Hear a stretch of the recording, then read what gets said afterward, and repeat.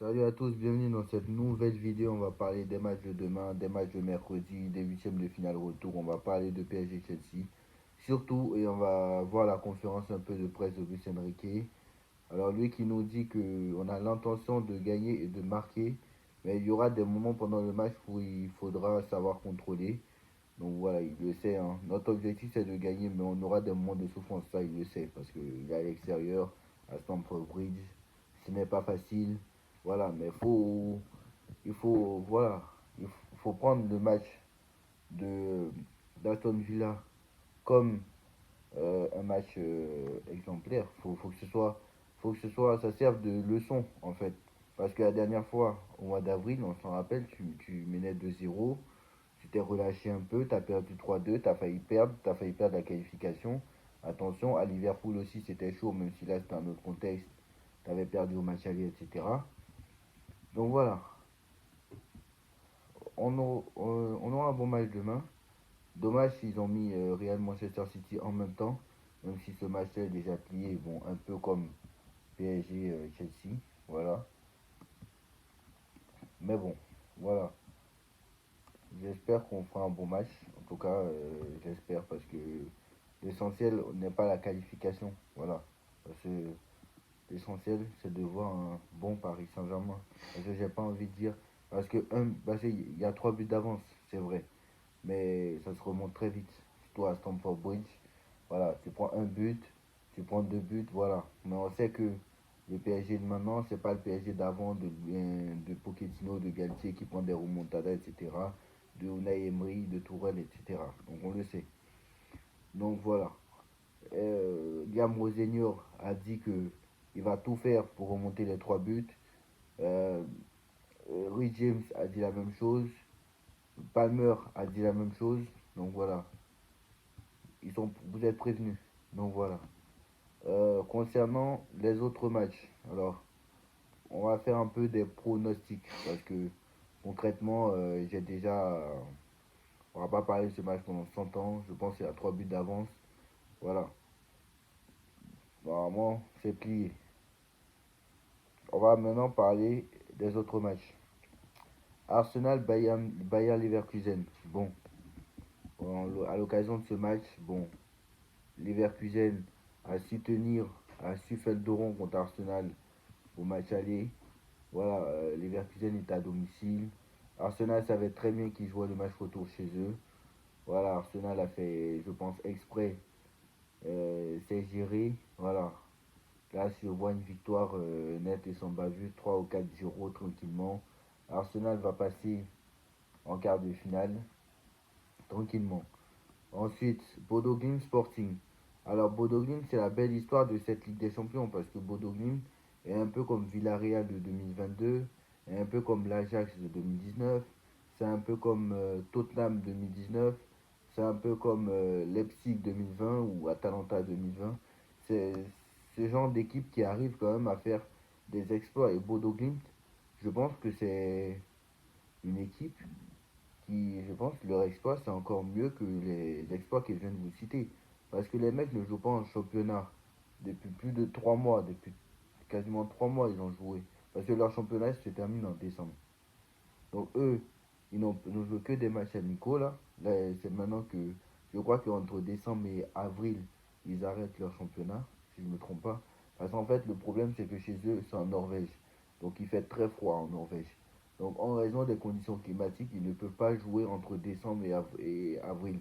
Donc actuellement, ils ne jouent même pas en championnat. Les mecs ont été... Pendant qu'ils jouaient en championnat, les mecs étaient 28e au classement.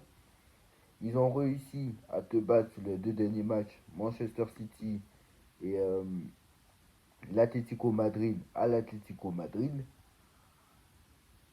Et après, ils arrivent en barrage.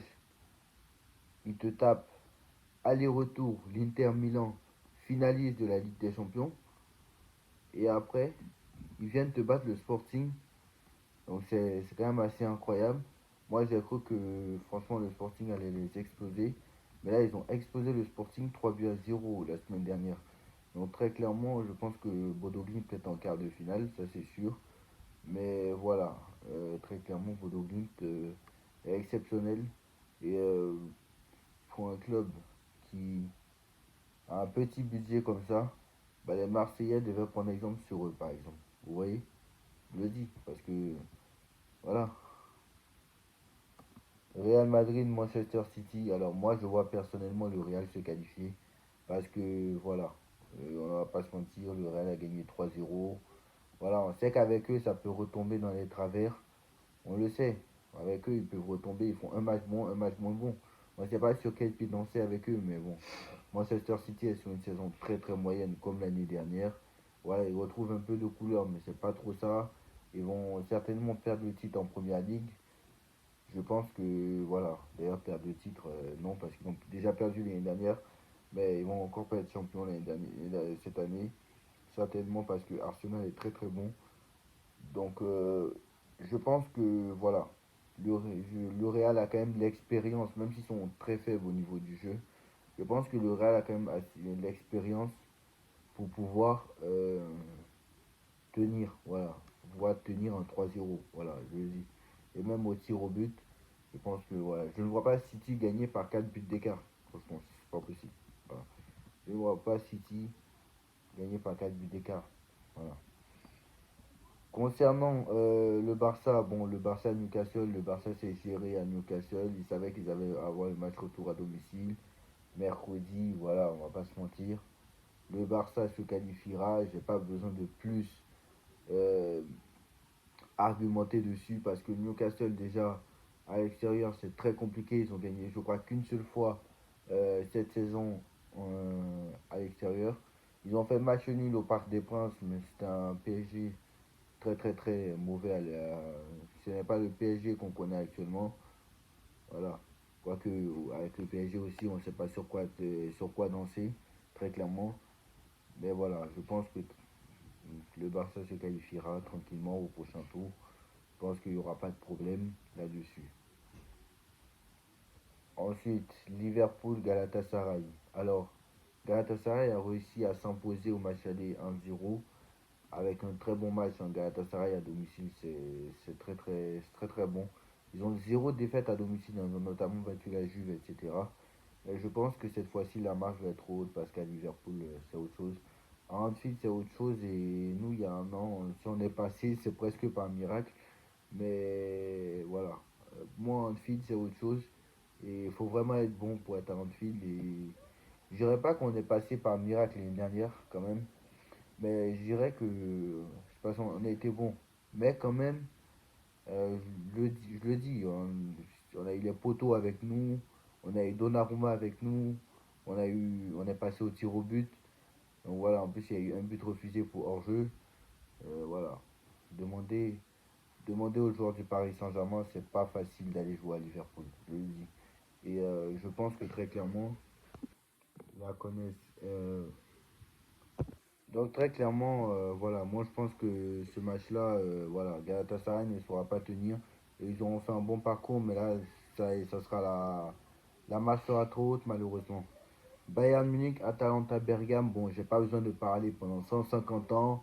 Le Bayern de Munich est l'équipe la plus en forme en Europe à l'heure actuelle. On a failli prendre l'eau en première mi-temps contre eux. Ils ont gagné 6-1 sur le terrain de l'Atalanta. Il y a Luis Diaz, il y a des Olysée, des Harry Kane, des Jackson, des je ne sais pas qui. Même s'ils n'ont pas de gardien, ils n'ont pas besoin de gardien pour gagner contre l'Atalanta. Voilà, il y a 6-1. Voilà, ce match est plié. J'ai pas besoin de parler pendant 150 ans. Le Bayern qualifié, voilà. Et très clairement là je répète, hein, si le Real se qualifie, ils joueront face au Bayern certainement. Et ils seront même face au Bayern. Et là, très clairement, si le Real Madrid élimine le Bayern Munich, là vraiment, je ne comprends plus rien au football. Parce que autant on peut dire que Manchester City a quelques semblances de l'année dernière, peut-être dû à la mauvaise saison. Mais autant le Bayern de Munich, on parle d'une équipe presque imbattable. C'est-à-dire que si le Real Madrid arrive à tenir et arrive à gagner face au Bayern de Munich, ça veut dire que vraiment c'est eux qui vont la gagner, la Ligue des Champions. Et je le dis. Je le dis. De toute façon, l'équipe qui éliminera le Bayern gagnera la Ligue des Champions. C'est moi, je vous le dis. Vous pouvez enregistrer, vous pouvez screener, vous pouvez faire tout ce que vous voulez. Voilà. de toute façon, sur les 13 dernières saisons, 9 fois où l'équipe qui élimine le Bayern l'a gagné. Voilà. Et d'ailleurs, il y a une fois où ils ont gagné eux-mêmes. Voilà. Tottenham, Atlético Madrid, bon, là aussi, j'ai pas besoin de parler pendant 150 ans. L'Atlético va se qualifier. Voilà. L'Atlético a déjà assez d'avance. Je le dis. Voilà. Je le dis. Voilà. L'Atlético a déjà assez de points d'avance. Donc voilà. Très clairement, Tottenham est une saison très très compliquée. Donc voilà. Et ça joue le maintien en première ligue. Ce n'est pas encore assuré. Donc voilà. Donc concernant la compo de demain face à Chelsea. Parce que j'ai des compos. Mais bon, est-ce que c'est la vraie? Est-ce que Luis Enrique essaie de brouiller les pistes? Voilà. Vous savez que Luis Enrique n'aime pas trop les journalistes. Mais bon, comme il est obligé de venir en conférence de presse, il vient. Mais sinon, c'est pas son fort. Voilà, très clairement. Donc, on devait repartir avec quasiment la même compo qu'au match aller, hein, puisque tu n'auras pas de Fabian Ruiz, tu n'auras pas de... bon, je pense que... Alors, la compo n'est pas encore sortie, si je ne me trompe pas. Oui, on n'a pas la compo. Oui, on n'a pas la compo pour demain. Ah, on n'a que celle de Chelsea. On n'a que celle de Chelsea, mais on n'a pas la compo du Paris Saint-Germain. C'est très bizarre. Il y a quelques indices sur la compo. On pourrait repartir avec Hakimi, Nuno Mendes en latéral, Marquinhos, Pacho dans l'axe, Emery, Vitinha, Neves et enfin Barcola pourrait être aligné côté gauche de l'attaque et certainement Vara à droite et Dembélé. Bon, ou peut-être Désiré Doué, on verra. Donc moi je pense que Vara est mieux sur le banc. Vara est mieux quand il rentre que cet temps-ci en fait. Ça le problème, c'est que maintenant il y a des joueurs maintenant, quand ils sont titulaires, il faut rien. On rentre des joueurs et ils font la différence. Donc je sais pas qu'est-ce qu'il faut faire. Est-ce que tu dois mettre Vara et tu laisses Doué sur le banc et il rentre, il fait la folie? Ou est-ce que tu rentres, tu mets Doué titulaire, tu, tu le fais sortir à 20 minutes de la fin, Vara il rentre, il fait la folie? Est-ce que tu laisses Barcola? C'est ça. Mais je pense que tu as besoin d'un Barcola déjà. Pour la vitesse, parce que Chelsea va jouer. Donc tu as besoin de Barcola, de toute façon. Maintenant, à voir si tu vas mettre Vara ou Doué. Mais je pense plus qu'il va pencher sur Varaskelia. Moi, je pense plus qu'il va pencher sur Varaskelia. Après, s'il met Doué, c'est pas choquant. À voir. Parce que Enrique doit mettre fou les médias. Rendre fou les médias. Voilà. Donc, sur le côté droit, ça ne m'étonnerait même pas qu'il mette Doué. À voir. Donc voilà. Dites-moi en commentaire ce que vous en pensez. On like, on partage, on commente, on s'abonne. On se retrouve très vite pour une nouvelle vidéo. Tchuss.